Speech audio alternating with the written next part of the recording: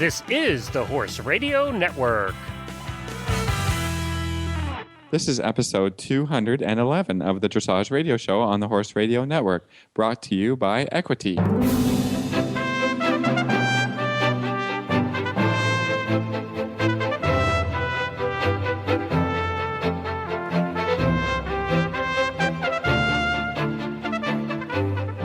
This is Reese Koffler-Stanfield from Georgetown, Kentucky. And this is Philip Parks from Fergus, Ontario, and you're listening to the Dressage Radio Show. Back with our producer, Glenn. Hey, Philip. Hey, Reese. Hey, Glenn. We're glad you're back. Hey, Philip, I got to say, that new internet connection you got up there is working so much better. I know. We moved. I think I mentioned that last week. Maybe I did or didn't, but we moved, and we got a new internet provider and new everything, and so yeah, it's good. I think it's great. I am really glad to see that the internet finally made it up to the Great North. Yeah, they even have the internet on computers now. Oh, wow. Terrific. Do you guys have cell phones and everything? Yes. Most of us carry a cell phone. Other things you need to know about Canadians. We don't all live in igloos. Yeah. We don't all own sled dogs. It's actually warm here. Have you ever driven a sled dogs? I think that'd be fun, actually. I think it would be fun. Yeah. I think it's got to be... Well, I don't think it's similar to riding at all. They don't have like little dog bits and things like that. Yeah, but I drive, so I'm wondering how much it would be like driving a horse, Would it be similar? I think they're all voice command. Yeah, they are, yeah. Yeah. It'd be fun. It would be fun if it wasn't for the cold and the snow. Yeah, field trips, dog sledding in the Yukon. Yep. Sorry, Reese. We'll let you get back to horses now. I know. I tried to jump in, everybody, but I wasn't able to do it. We're off topic today. I think really. Yeah. Have you guys had a good week, Philip? How are the horses? Horses are good. Everything is good. We don't have any shows coming up, so it's going to be a quiet weekend of training, which is my favorite thing to do. So that's it's good. We got to get some work done, right? So last weekend we showed a few horses and it went pretty good, but I just saw all these little things that I wanted to jump on right away and get them taken care of before we go out to the next show. So it's good. Good. Well, we're kind of in the same boat. We also had a little horse show, which went really well. I decided after my horses went to the horse park and it was really busy to take them I added a show that wasn't on the schedule to another venue.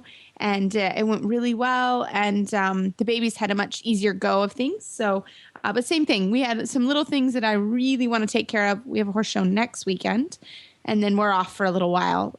So yeah, same thing. I'm actually going to look for a horse with a client, but after that, I'll get home and we get going on Monday again. So it should be perfect. Fun. Perfect. Yeah. Sounds good. Hey, so what do we got on the show? I was just going to say on Monday we had on, just as a side note, Reese, Monday we had on the director of the Florida Horse Park. And recently the state has given them a $2 million grant. Oh, great. And they were supposed to decide today. They're looking at possibly, the decision was going to be made today, I think, by the board.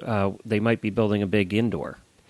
Is that in Ocala? Yep, right here in Ocala. So the Florida Horse Park is 500 acres, and it's beautiful, and they have a lot of outdoor rings, but they've never had an indoor ring, which is kind of important in the summertime because it gets, without the sun beating on you and everything. Yeah. But they're also hoping to bring in more dressage shows and different types of shows during the winter season down here.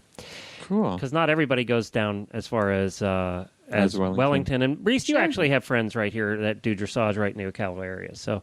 I do. Absolutely. It's a lovely, it's a very nice place. And if you ever have young horses that you don't want to sort of take to the hubbub of Wellington, Ocala is a great place to be. So we did that for a season, and it's a nice way to get out of the weather, but not as expensive. A little less expensive. Yeah. A little less expensive in Ocala. So that's there might be new facilities coming very shortly. Oh, that's good. Fingers crossed that goes through. Yep. Well, Philip, what's in the news this week? Well, they started to sell the tickets to the World Equestrian Games in 2014. So at this point, all-inclusive passes are being offered through a handful of tour operators before they start selling to the public. I think they've developed 4 types of passes, and 3 of which I guess are being offered right now. The 4 kinds, I guess, is there's a sport pass combining several sessions of the same discipline. There's full sport pass. There's a sensation pass, I guess, and combining the best of several different disciplines over the weekends, and discovery pass, providing access to several disciplines over one day. But the tickets for the individual stuff will go on sale in the next spring, so you have to wait for that. So they're selling the big passes if you want to go and see a bunch of stuff right now. So that sounds pretty good. And then what else? We got Aachen CHIO is people are getting ready to show that. A lot of American equestrians will be there. More than 20 American equestrians will compete in all of the 5 disciplines staged at the World Equestrian Festival in Aachen on June 26th to the 30th. The biggest contingent will be the 6 riders and 8 horses entered in every division in dressage. So the dressage competitors include Jan Ebeling, Shelley Francis, Susan Dutta, Stefan Peters, Tina Cognac, and Carolyn Rothman. So there will also be driving, eventing, jumping, and vaulting included in the CHIO Aachen. So that's a really huge show, very exciting, and you can't wait to see how the Americans do in that big stage. Exactly. Philip, do you know the Canadians that are riding in dressage? I have not gotten that through in the news. I'm not sure if many of our Canadian competitors have made the trip over to Europe this summer. So we'll see what's happening, and we'll see if there are some Canadians that are already over there. Maybe Pia Footmuller and a couple other Canadians based in Europe that will be showing in Aachen. We'll see. We'll have to see. I'll let you know. Great. Okay. Stay tuned. Sounds good. So what else we got on the show for today for our listeners? We have a great show. We have Liz Austin, who is literally just back from 2 months at Carl Hester's. So I'm really looking forward to hearing from her and her kind of adventures in England. And then we have Nancy later that's going to come and talk to us for our trainer tip. So great show for today. But before we do that, I have an email for you guys from not in the United States, but from the country you were just talking about, France. Oh, and I thought it was Canada. No, France. And this is we have all these great Canadian listeners, right? I love getting the Canadian emails because it just boosts us. No, this one's from France Europe. France is good too. Yeah, her name is Lucy, and she's from. I won't say the town she's from because I'll butcher it, but it's near Bordeaux. So. That's what she says. She says, hello, I just wanted to drop you a quick email to say hello and how much I enjoy your show on the Horse Radio Network. I live in France and have limited access to quality training, so I try to soak it all up from your shows and the internet. Your training facilities look amazing. I have 5 horses at home, and they are mainly French trotters and Self-Français. I am trying to retrain them to be successful riding horses, but it's tricky. Can you recommend any good books or DVDs? Many thanks again. Well, first of all, can I say, could you send me one of the trotters? I'd be happy to drive them here in Florida. That'd be fine. So no retraining needed. That'd be perfect. Yeah, I think the French trotters are beautiful horses, too. But I love this question. This is a good one because we have never had this question before. And I think it's always interesting to hear sort of what trainers like to read. And I have 2 that I really, really like. The first one is Dressage and Harmony, and it's by Walter Zettel. And it's a great book. It sort of goes through the scale of training and sort of reminds us all what that is and what each piece of the puzzle is in a way. So I love that book, Dressage and Harmony, and I try to pick it up at least once a year, just as a refresher, as we all need it. And then I love 101 Dressage Exercises for Horse and Rider. Yeah, that's a good one. By Jacques it's less of a book and more of just page by page, right? They give you an exercise and something to work on. So that's cool because you got to keep it interesting, right? Exactly. So that's a really good one that I like, and I actually mark it for my students. And if I'm away, I kind of say, hey, leaf through the book, and there's some things that you may want to take a look at. So really, that's a great book. Philip, how about you? I like all the books from Charles to Comfy. I read, I think, Training Strategies for Dressage Riders. I think that was the first one I read, but great books and very articulate and very good information, a lot of good information on that. And then a DVD series. I don't. I haven't really sat down and watched a lot of DVD series, but Kira Kirkland put one out, and I really enjoyed that. It takes the horses from young basic training up all the way through the levels, and I really enjoy. I like Kira Kirkland's training, and so it was a nice DVD series to watch. So it's cool, but. As far as the specific problem of training certain horses to be dressage horses, I don't think they make a specific book or DVD. You're going to have to take little tidbits from everything and try and apply it to your horse. I think that's what we try and do with our training tips and stuff like that. I think that's a helpful way to continue to learn and develop good horses and good training habits. So exactly. And being a driver, I was just going to say too, being a driver that she has trotters there that are obviously good at driving. We try, even the drivers who do competitive driving, like Wendy does, the host of the driving radio show. They try and ride all of their horses. So she was on our show a couple weeks ago. Was it last week or the week before? Yes. And she's riding and showing dressage now. So it can be done, is what I'm saying. It can be done. I think it can be done. Yeah. It can be. And I forgot, Conrad Schumacher also put out a DVD, and he's my instructor. So sometimes I'll have that running in the background when I'm doing laundry or the dishes or whatever. And just to kind of hear his voice and hear what he says always helps me just kind of, again, just kind of think about other ways to say or what I should be doing with a specific horse. So that's also a good DVD is Conrad Schumacher's DVD. So I hope that helps, and thank you. We'll put a link to Lucy, we'll put a link to these books so that you don't have to remember them all. We'll put a link in our show notes at dressageradio.com, so they'll be there. Well, guys, before we get to Liz Austin, I wanted to say that I heard you talking about your EquityMFG.com manure forks last week, your Flexin forks, and it seems like you guys like them, huh? Oh my gosh, they're the best things ever. They're really, really good forks. We've been using it. It's got a little spring to it. When you do the stall, because of how it's designed, then the fork has a little extra flick to it. So I've had fun with that. I like the handle. Actually. You know what? It actually does have a suspension system. If you look closely, it's the only manure fork with a suspension system built in. So when you're cleaning paddocks and if there's grass in them, you know how you use the regular cheapo manure forks that you buy at Home Depot or anywhere, and you go dig up the poop and it gets stuck in the grass and it flicks the poop right in your face. Yes. That doesn't happen with these, and people don't believe me. And I say, you go out and try it. And try it. Yeah. They are great. I've been showing everyone my Equity fork, and I think a couple of people are tired of hearing about it. So. I'm just impressed we haven't broken one. I mean, we are really good at breaking forks around here. Like every week, there's another fork, and it's just so infuriating. So the fact that it is still rocking and rolling is amazing. Well, it's got a 13-month warranty on it. Now, he doesn't recommend this. The owner of the company does not recommend this, but we ran it over with the Gator. Over the tines to see how really strong it was, and it did not break at all. It's fine. Awesome. We didn't. Now he doesn't recommend that, and he doesn't guarantee if you run it over the Gator it won't break. Okay. But ours didn't break, and I've stepped on it.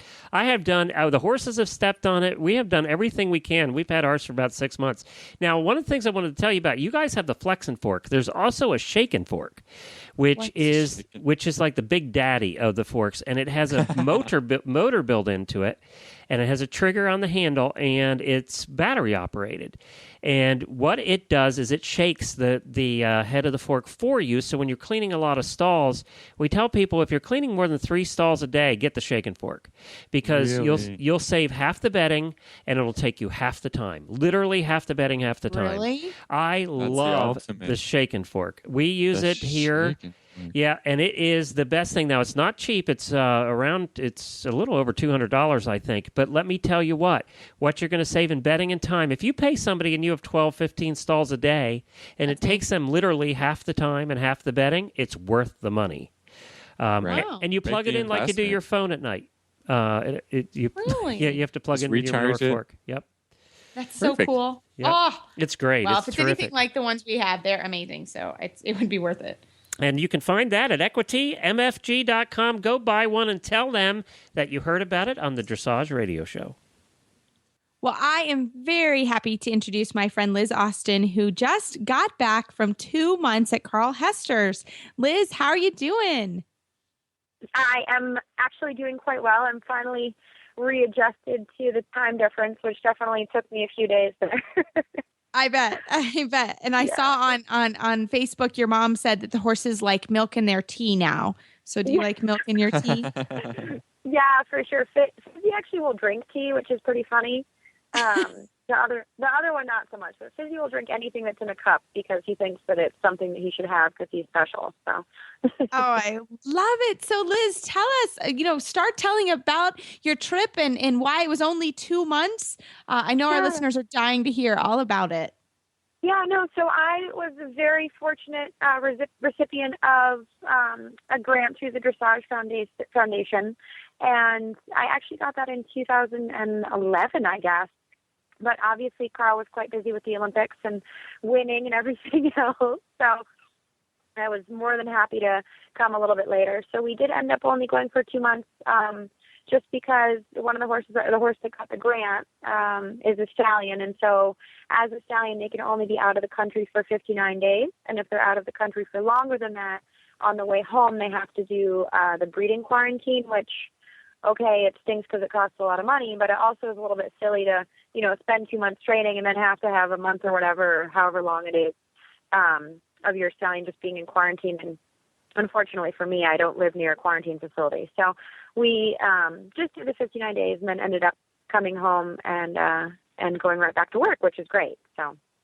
And can you tell us a little bit about what are they looking for? I mean, just as a general interest, maybe not as a dressage interest, but I'm just interested about why they only allow 15. What are they worried about? Do you know why they do that? I have no idea. I mean, I think it's just a logistical thing. I know that it does have something to do with, I believe the CEM. It's a CEM quarantine. Yeah, that's what I was thinking. Yeah, exactly. So, but I mean, the 59, I don't know. It seems funny. Yeah, it's just the quarantine things. We deal with that in Canada too, and taking horses back and forth over the border, and they can only stay for this long. So that's a tricky thing. We'll have to maybe get a guest from Animal Health or something on. But tell us about the horses that you brought over to England to Carl Hester's with you. So the one that I got the grant with is Olivier, who is a 17-year-old Dutch warm blood who has been competing at the Grand Prix level for, I guess since 2006, which is crazy. And then I also brought his son with me as well, who is 6th this year. Really quite an interesting horse, really, really a fun horse. His name is Coltrane. And so I felt like it was most beneficial, since I was going and taking the time to go to Carl's anyway, to bring along sort of a younger up-and-coming horse. And so I was very fortunate in doing some fundraising and got some good sponsorship to help me to bring him over as well, because, as you know, the flights and everything are quite expensive. And I did get a fantastic deal from HFR International, my little plug there, and Umberto, who owns the company, was fantastic. But it's a lot of money. So to have people help me financially to, take these 2 U.S. bred horses over to train with gold medalist was a pretty fantastic experience. If you don't mind, can you give us an idea to our listeners about how much money it does cost? I mean, a lot of people, if they're not shipping horses around the world, they might be curious about that. Yeah. So with training and training and shipping and all that stuff, and the little paperwork stuff with the health certificate and everything, that all adds up. And it ended up being right around $25,000 a horse. Probably a little bit less, but it was pretty expensive. So, and then, the hotel, going down and, staying over the night before the flight and all that. It really comes up, and that doesn't include, where I stayed or renting a car or feeding myself or anything, because obviously for 2 months I didn't get to make any money. So that was a little painful, but it was more than worth it for sure. So the 25,000, Liz, is for the total 2 months for being there. That's for the horses. Yep. Got for it. the horse. Yep. Exactly. Got it. So Liz, I am dying to know what your days were like. I'm in love with Carl Hester and Charlotte. Yeah, so he's just as fantastic in real life as he seems on YouTube and everywhere else. He's just really a nice person and a fantastic rider. And, Fiona, the yard manager, was really great and just helping to make me really feel at home. And I really wasn't homesick. Everyone was just so nice. And so, sort of a typical day, I usually would have the first ride. So I'd ride Fizzy around 8 o'clock in the morning, and then I would hustle to get, him all taken care of and it's all mucked out and everything. And then I basically just got to, watch for the rest of the day, which was fantastic. Just getting to sort of be there and take it all in. And it was absolutely incredible to just see horse after horse after horse come out, and they were through and forward and happy and had straight changes and did easy piaffe passage. And I mean, he probably has, half a dozen Grand Prix horses there, or almost Grand Prix horses. And so, to really see his system at work was just a real treat, because there isn't ever any drama. It's just they really work the horses in a really nice way. Can you give us a little gleam into your experience, like, some of the training issues that you might have had with your horse before going over, some examples of some stuff that you might have worked through, and how Carl helped you? Yeah, that would be really nice for us to hear. Definitely. With Fizzy, the biggest issue with Olivier, the biggest issue I run into him is, we always joke that we win the warm-up, and I can really get him nicely in front of me in the warm-up, and then when we get in the test, he just kind of gets behind me, and I a little bit lose steering and the ability to do very much. And so, Carl really focused on just, one of the big things that we did was just really getting him to go equally to both reins, because he'd prefer to be sort of strong and stiff on the left rein and then a little bit hollow on the right rein. So, just some work getting him to really push through to both reins. And keeping him enough in front of me, especially in the pirouettes and in the piaffe passage. And, that worked out, I think, really, really well. So I'm quite excited with the progress we made. And then with Coltrane, he's sort of at that nice age where he's just learning everything, so it was really great to have Carl's input as, we're teaching him the changes and teaching him the half steps and teaching him the lateral work. I feel like it gave us a really good foundation for sort of continuing with all of that. Oh, that's fabulous.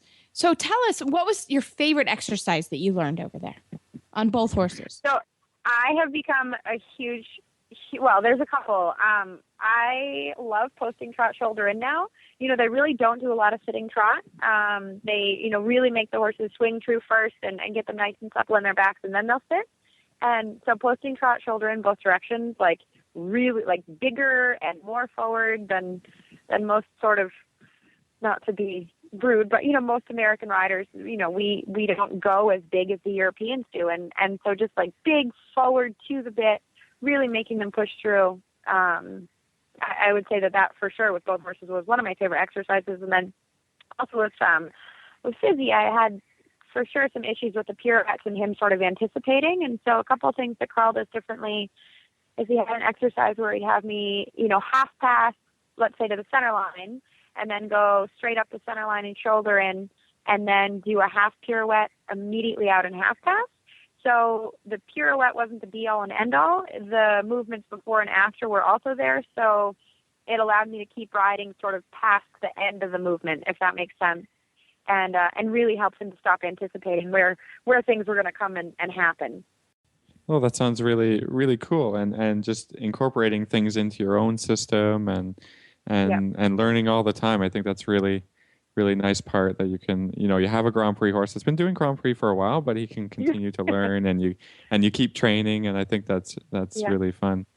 So can you tell us a little bit about your England experience, away from the horses and stuff like that? What did you get out to visit some stuff, and what did you see? I did, yeah. So I was very lucky that my boyfriend came over for a week and my mom came over for a week.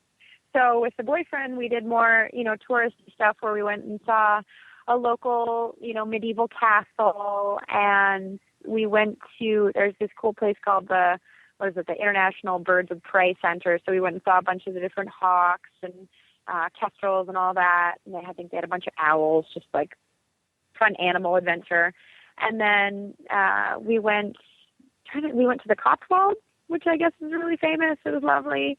And, we somehow ended up in a little folk festival fair thing. So everyone was all dressed up, and there's lots of dancing and merriment. So that was great. But, everyone in England is really really, really nice. And it actually looked quite a bit like Vermont, which is where I'm from. So very green and beautiful and small country roads. They definitely have smaller roads than we do here, but it was a really great experience. I kept saying, if it wasn't for my boyfriend and my horses at home, I would have just stayed there.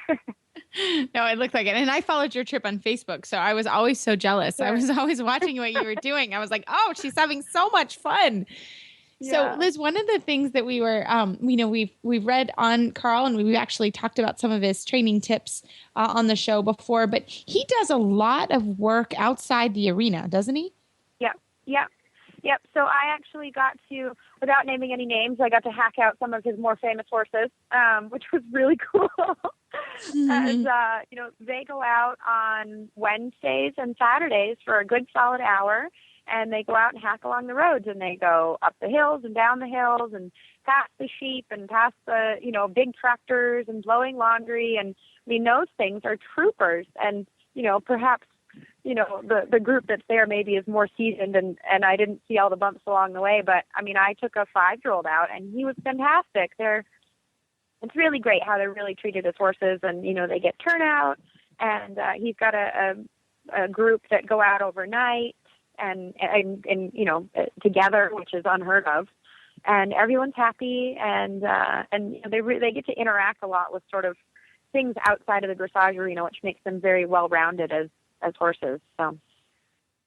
Well, it sounds fun, but maybe a little bit too interesting for me some days. I just want to stay in the arena and just ride it. It's because it snows in Canada all the time. Yeah, and it snows too much here. Yeah, so that would be a problem. So, Liz, tell us what's next for you. Oh boy, what's on the plans? When are we going to see you next in the ring? Yeah, so I'd love to show Fizzy in some national shows. I mean, I've just had such a hard time with him in the CDIs, and so I'm going to try, riding him with a whip in a few national shows. And it's so funny. It's not even that I really need it, but I just think that I, a couple of times might need to give him a couple little taps and say, hey, you need to stay together, because I would love for, whether it's in the international ring or in the national ring, for the judges to at least see what we can do. Because, I mean, Carl was really thrilled. And he said that he wished that he was 10 years old again, but it is what it is. But he's, knock on wood, a happy, sound Grand Prix horse. So my goal is to just try and go and do some nice, clean Grand Prix tests with him. As long as he seems, happy and willing, we'll keep doing that. So. And then for the younger one, obviously, we'll keep sort of training him up. We actually did a few 4 tempies last night, which was awesome. I'll just bring him along, and, he'll be, I guess he's 6 this year, so he has plenty of time. So, we'll just keep taking him to shows and seeing how he does. Great. Well, we cannot wait to continue to follow you. And like I said, your trip, it looked like so much fun, and I was so jealous, but so excited that you were able to take the trip. So Liz, how do our listeners find you on the internet and continue to follow your journey? Yeah, so I actually have been blogging for Horse Hero, which is a British-based website, and you can actually... I can't remember if you can either register or subscribe for free, one or the other. So if it seems like it costs money, you can actually read the blog for free. But if you do sign up for it, there's lots of stuff you can look at as well, as far as videos and stuff. But that's just horsehero.com, and you can read blog entries from like the last 2 years on there. And then I have a website as well, lizaustindressage.com. And you can always friend me on Facebook. I have, probably close to 2,000 friends on Facebook. So if anyone wants to be friends on Facebook, you will be inundated with horse pictures and goofy horse stuff, but you can definitely find me there as well. Great. Well, thanks, Liz, for your time, and good luck on your journey. Of course. Thank you.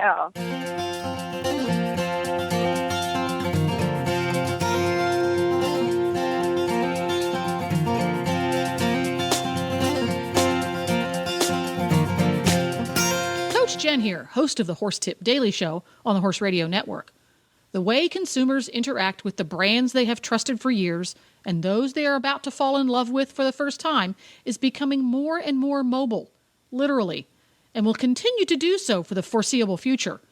Podcasts or internet radio shows like this one combine the new consumer preference for on-demand information and entertainment with the power of niche market audiences. Advertising on the Horse Radio Network podcasts allows you to reach the equestrian consumer using today's preferred on-demand delivery system. It's cost-effective and flexible, able to reinforce your existing marketing and social media strategies. To learn more about advertising on this show or any of the shows on the Horse Radio Network, contact us at 859-951-2022, or you can email us at glenn@horseradionetwork.com. That's Glenn with 2 N's at horseradionetwork.com. Come and join the Horse Radio Network family. You'll enjoy the ride.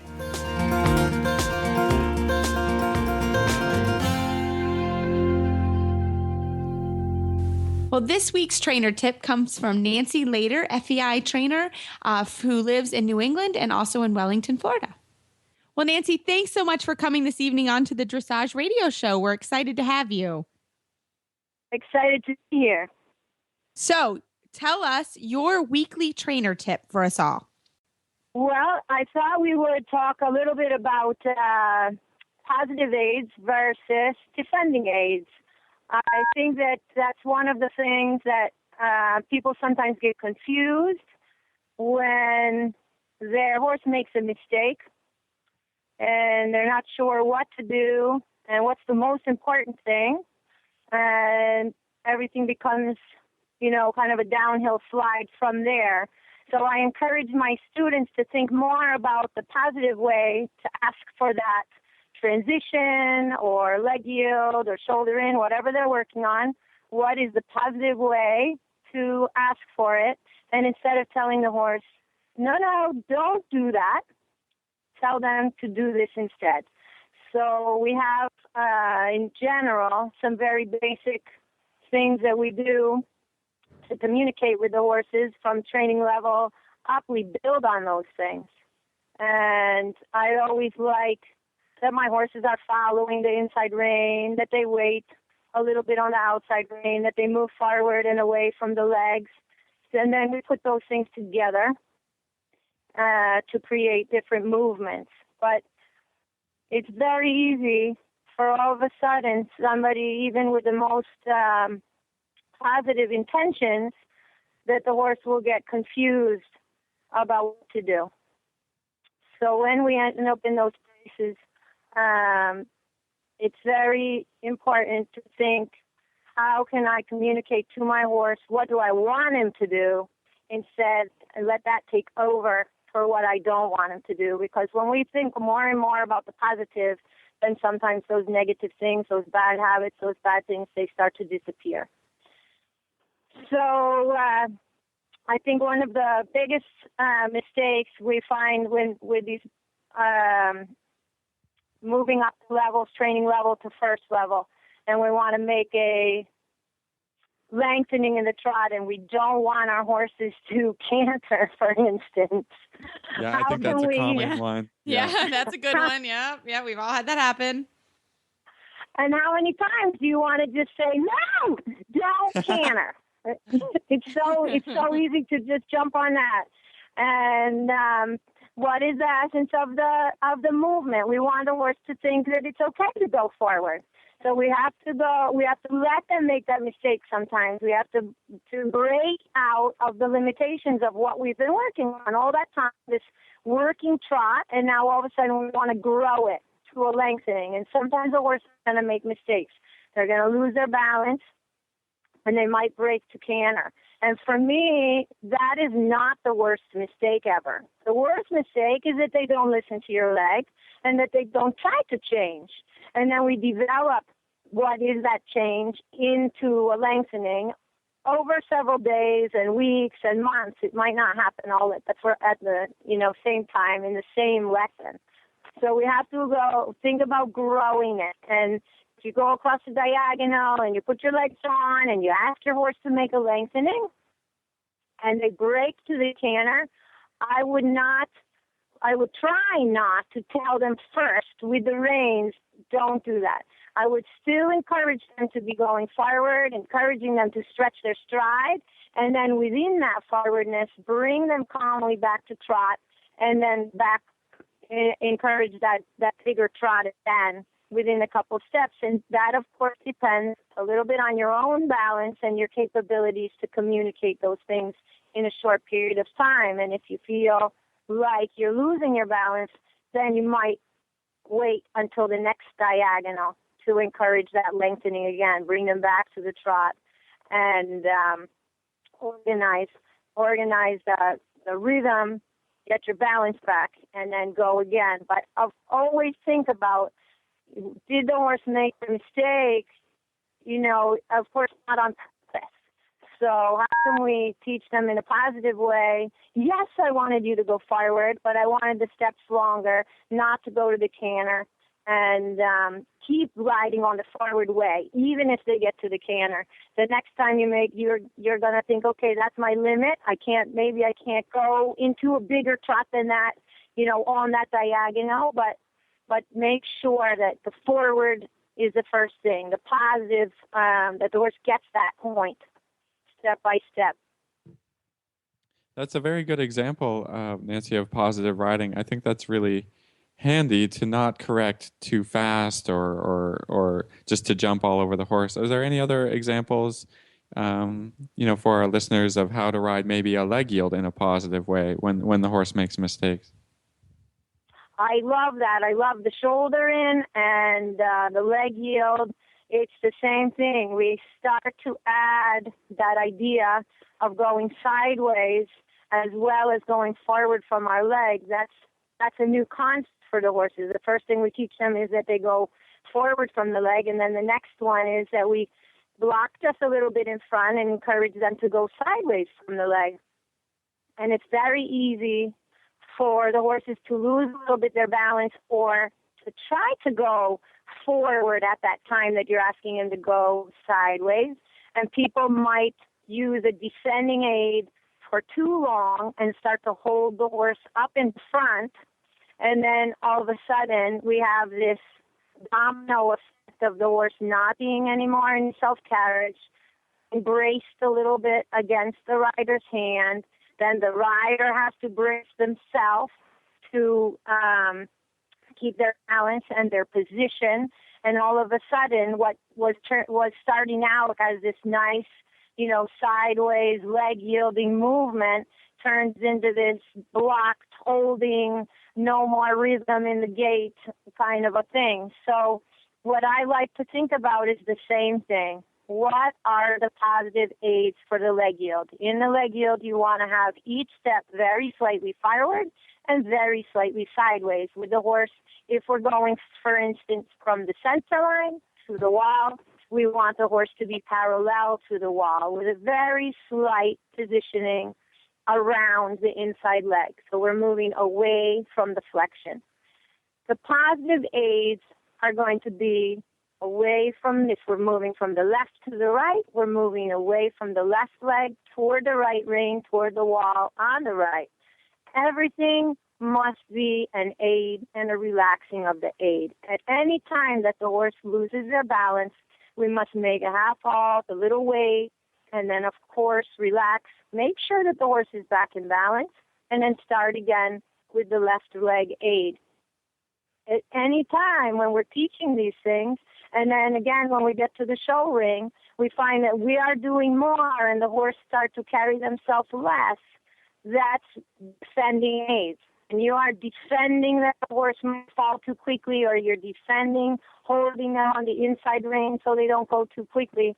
So no longer riding with positive aids. So we have to be very careful. Sometimes we add a little bit of defending aid to correct, but absolutely it's just an aid. It's a step or a step or two, but then we must relax that, make sure that the horse got the point, and then continue on with the positive aid. Does he give to my inside leg? Does he wait on my outside rein? Okay, and next step. Does he give to my inside leg? Does he give to my outside rein? Okay, next step. I love that. I mean, I think that's exactly what we're trying to do every time we ride. And Nancy, I also loved how you talked about the essence of the movement. I think we all sort of forget that in a way. What do you think? I think that's it's hard concept, for now, where I am now in my education and in my training.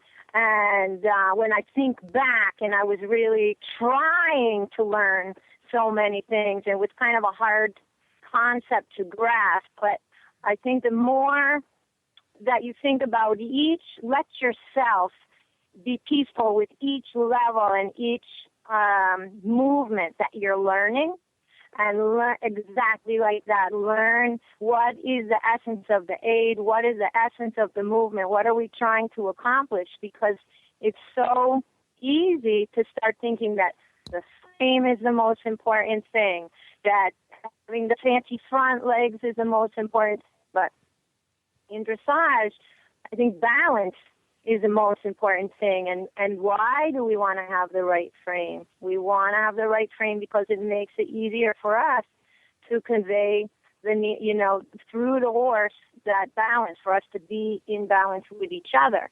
So sometimes I get a little bit concerned with people that start thinking too much about the neck position or the frame, that this turns into defending aids again. This turns into missing out on the essence of dressage, which is this harmony and lightness and communication between the rider and the horse. And when we think that we have to hold our horses up and we have to pressure them into the movement, then we're missing. We're just missing so much of the sport. And it's when we take it to a horse show. So, for instance, at home, maybe that works out a little bit. But then you get to the show, and all of a sudden the atmosphere is new, and the weather is cold, and the tents are flapping, and you have been, riding your horse a little bit under pressure and with a little bit lack of balance and understanding. All of a sudden, this horse that used to feel like it was under control and feel like everything was working right, those defending aids don't make sense to them anymore, and they become very frightened and nervous from the whole situation. So I think this system that we're talking about in the defending aids and the positive aids and riding in balance, it will carry over, and it will take you in such a positive way as well to the shows, where the horses can trust you, they can follow your aids, they don't change because you get to a show. That system, just continues in such a good way and a confident way for our horses.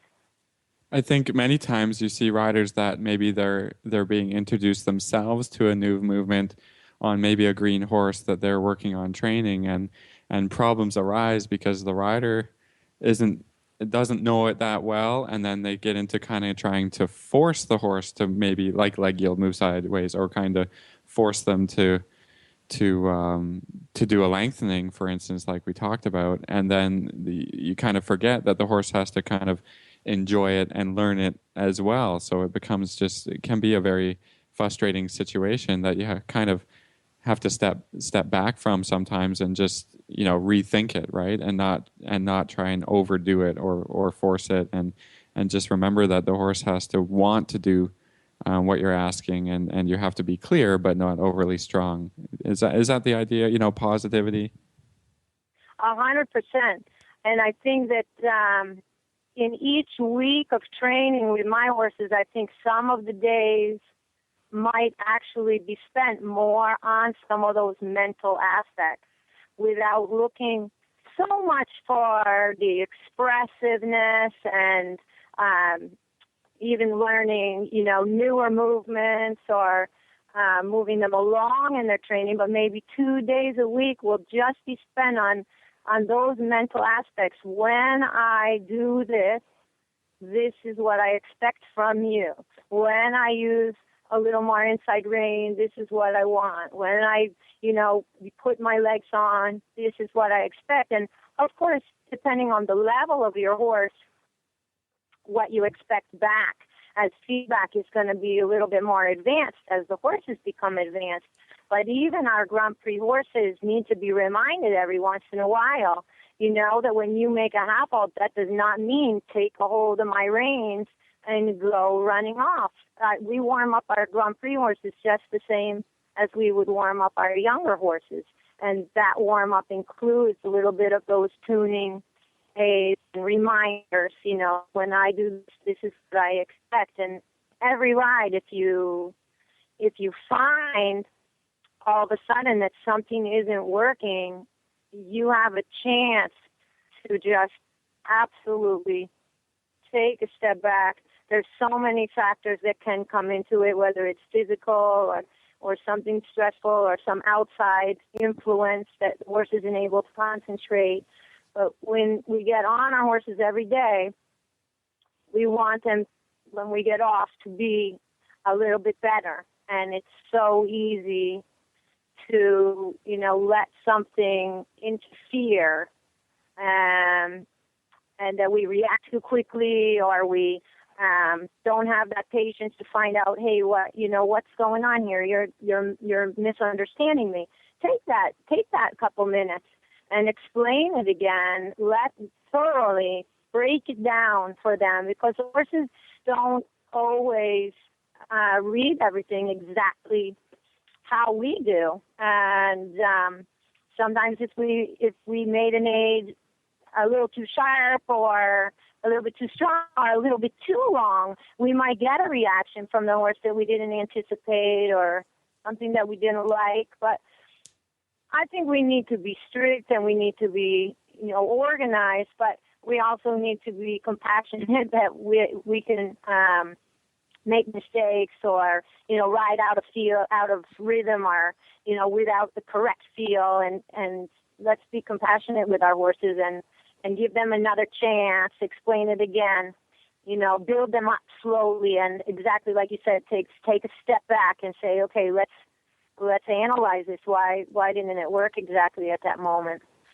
But I do like taking a couple days every week and just, instead of putting the pressure, is my extended trot as big, and my shoulder in that big, is my half-ass going sideways enough, just take those little, that little time to make the steps smaller and bigger, to make the neck lower or higher, to just work those little things without the complications of having to do a whole test that day. And it makes it more fun, And the next day, all the work goes, a little bit easier, and the horses are a little more with me feel because of that getting together with them. I love that. I mean, that's just a great reminder for all of us. So, Nancy, thank you so much for coming on the show this evening. If our listeners wanted to find you on the internet, how do they do that? My website is www.nancyladerdressagehorses.com. Well, Philip, I'm so glad that Lucy wrote in with an email question. That is great. Keep those coming. We really enjoy answering those questions and or finding someone to answer those questions. So thanks so much for doing that. And Philip, I hope you have a great weekend of training this week. It's going to be fun. I mean, I just, you want to count on the weather. As long as we have good weather, it'll be fun days, and we'll get riding through some tests and, perfecting those tests and, going out and winning some more ribbons. That's what the summer's all about. Saying. Making a collection of ribbons, right? I like it. Well, actually, I have a craft project. Everybody, I'm not extremely crafty, but I will put it up on the website once we get it done. As I have a wreath, and we're going to make a ribbon wreath. So one of my friends made it. So I will show my craft project. Yeah, I've seen some of these cool things that people are doing with the ribbons. Making blankets or quilts and all that kind of cool stuff. So. Yeah, I'll let you know. Right, I was going to make him with Olive Denali's ribbons, so I will make it, and because it's his first show season, so I think that's pretty fun. So, everyone, I'll let you know how my craft project goes, and I don't burn myself with a glue gun. That's potential. Hey, before we wrap up here, though, Reese, did you see Philip all dressed up in the pictures on Facebook? I don't think I dress up did. nice. Yeah, I was in my friend's wedding. Our Philip. We had tuxes. It was fun and cute. Yeah, we had a good time. Wow, you're practicing for your own wedding. I like it. You gotta put good that practice. text on every once in a while. Yeah, suit it up. Oh, we yay. don't get the opportunity to dress up like some people do. I don't get to go into an office with a nice tie and a good outfit. So it's nice to dress up, go out, once in a while. I like it. I think so too. I like to put on a skirt in the evening, that's for sure, and look not like I'm wearing breeches all the time, but I do try as well every once in a while to do that. But everyone, you can find our show notes and links to today's guest at our website, dressageradio.com. You can like us on Facebook, just search Dressage Radio Show. Follow us on Twitter at Horse Radio.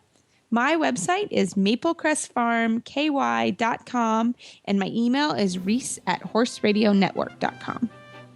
You can find me at philipparksequestrian.com, and my email is philip@horseradionetwork.com.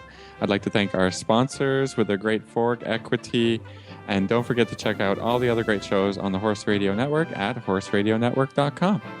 Everybody, keep your heels down and your shoulders back, and we'll talk to you next week.